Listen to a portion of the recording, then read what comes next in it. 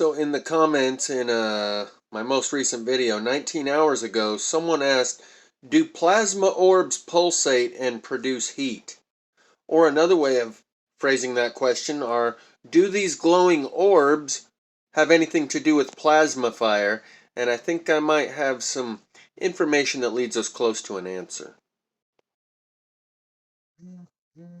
This is an interview with Chris Bledsoe on the Danny Jones show where he shows a plasma fire at his house. And I'll tell you a little bit more about Chris Bledsoe here in a minute. I'm going to try and interrupt every few seconds to avoid copyright strike. But I do highly endorse Chris Bledsoe and Danny Jones. Chris Bledsoe is the orb whisperer, the ultimate orb whisperer. And Danny Jones, I've watched quite a few of his podcasts, long-form podcasts, highly intelligent people. People like Whitley Strieber, Ammon Hillman, and Chris Bledsoe, and others. But let's check out this plasma fire that Chris had in his own yard.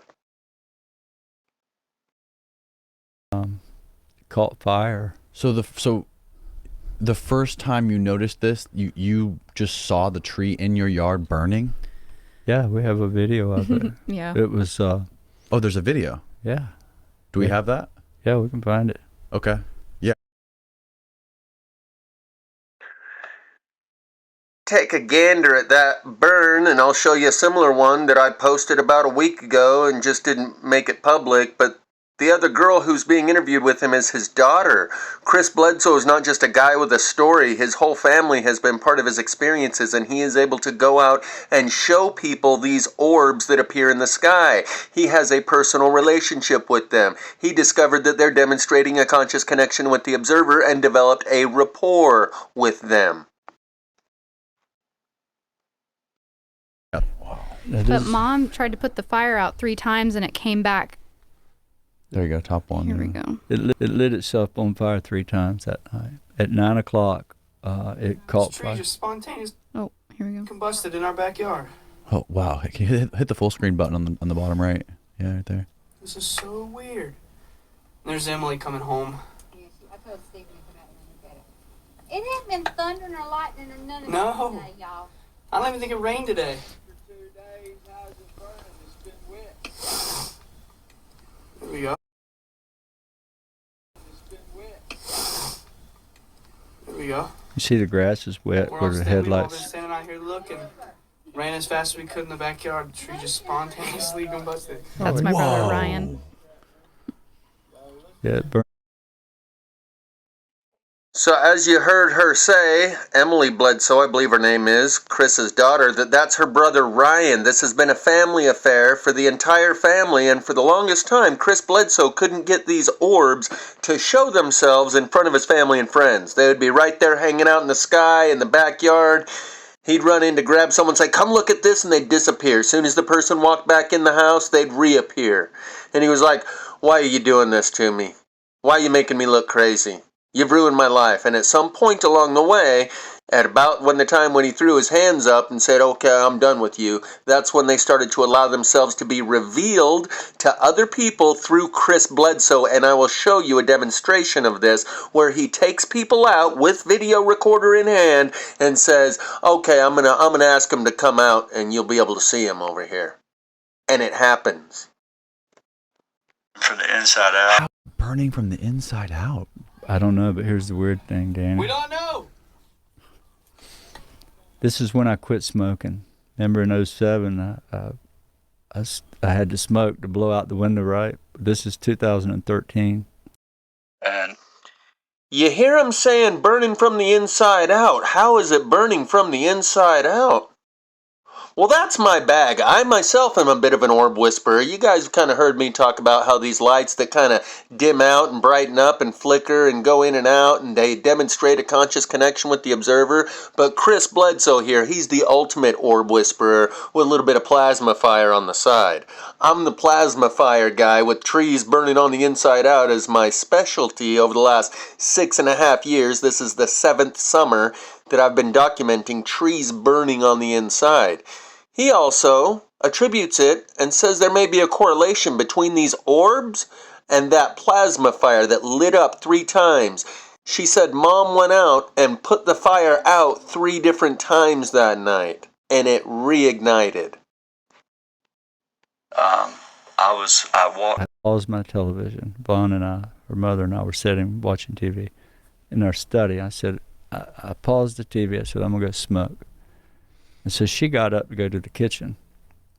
I went out the back door, full glass door, and I'm standing on the patio, lit up a cigarette, and I could see this tree is 75 yards from the house, back in the back of the property, in the middle of nowhere, and erupted into flames, and it was dead. Now look, this is after the fire.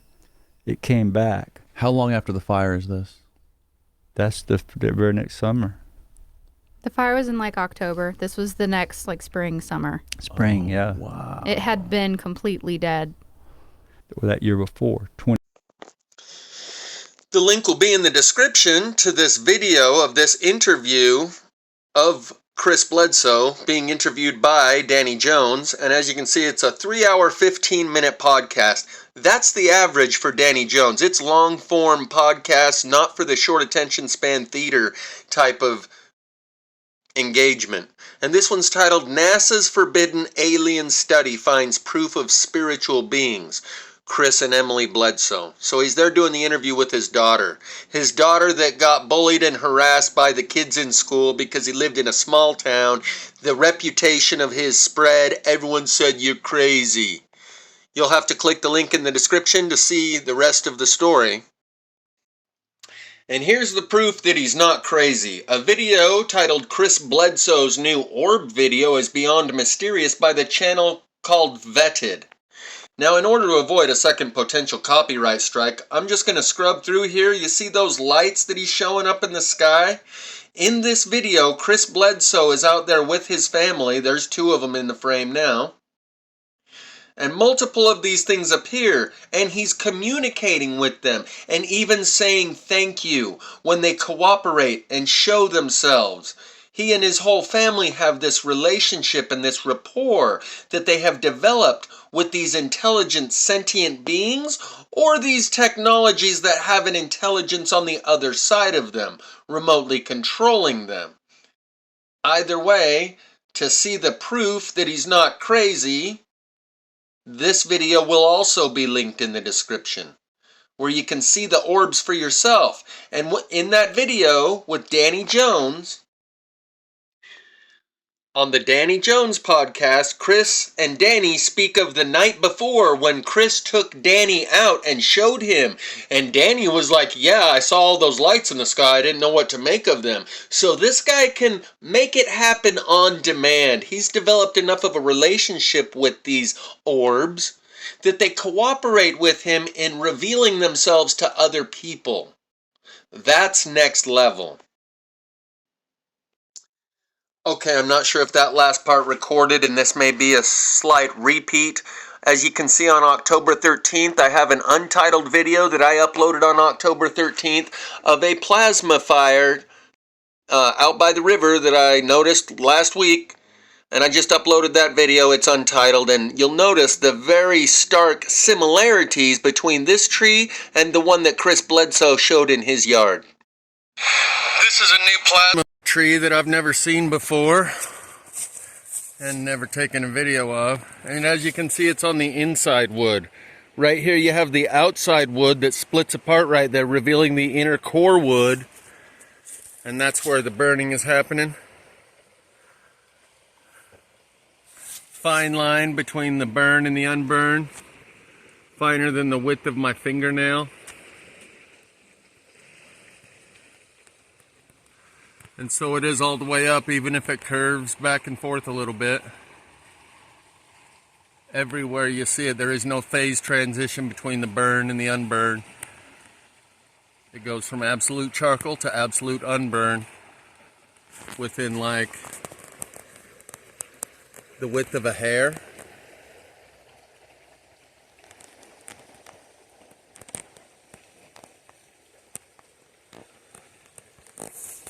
And so this is just me out cruising, riding my bike wherever it went, over there. And you can see this tree is still alive. All these leaves here, well, let's make sure we're on the right tree. All these limbs are still producing leaves. So oftentimes, even when it burns the whole tree down to just a stump, there's roots left in the ground that are viable, and they start shooting little green shoots out that stump. I've shown this before from the tree stumps in Heber, where I took a video 3 years later and show you they've grown a lot of new limbs. And so I've got one other spot on this tree that I'm going to show you that I noticed right over here. Looks like cobwebs in there, but as you can see, we got a little bit of burning going on right there. And right over there. It kind of goes down and into the, ugh, gross, into the tree down there. But anyway, I just thought I'd make a quick plasma fire video showing you it's a new specimen. Tree's still alive. Pure plasmosis right here, and looks like someone cut the limb off the top, doesn't it? Chainsaw. Was that done before or after the burning? I would say probably after.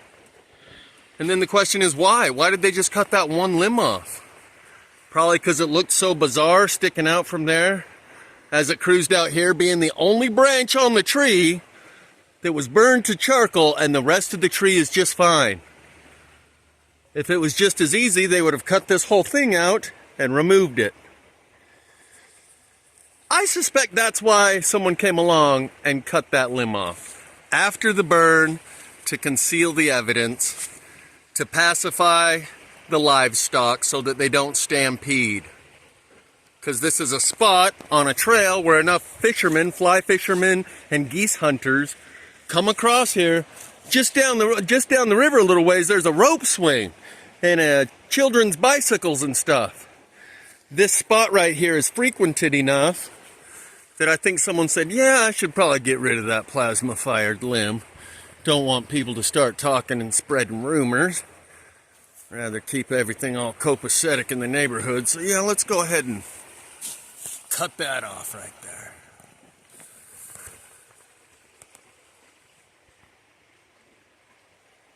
Clearly it's been cut off right there. Oh, well, maybe they were doing it for safety so it didn't fall on someone, yeah? Yeah? No. No, they weren't doing it for safety so it didn't fall on someone. Otherwise, they would have taken out all the rest of these limbs too, right? Anyway, I'm going to cut this one here. Here's just one more quick example. I'll leave the link in the description for those who want to watch the longer video. But what I'm showing here is a tree that I showed 3 years prior when it burned. I made a video of it. And then 3 years later, you can see the growth that has come out of the tree stump. The limbs of the tree are huge in diameter from 3 years prior when it burned. But the new shoots are only like 1 inch in diameter. The point here is, even after a giant tree gets burned down to a stump, it still is viable in the roots and produces shoots. But no need. These are limbs sticking out of the giant tree that burned.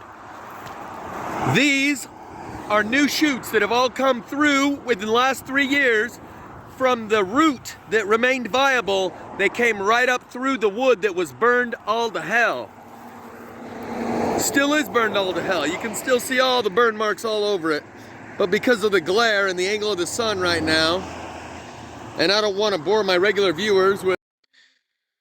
So link is in the description. Go subscribe to Danny Jones. Listen to the full interview with Chris Bledsoe. He's the ultimate orb whisperer. And you can hear the rest of the story about the plasma fire that he correlates and associates with these glowing orbs in some ways.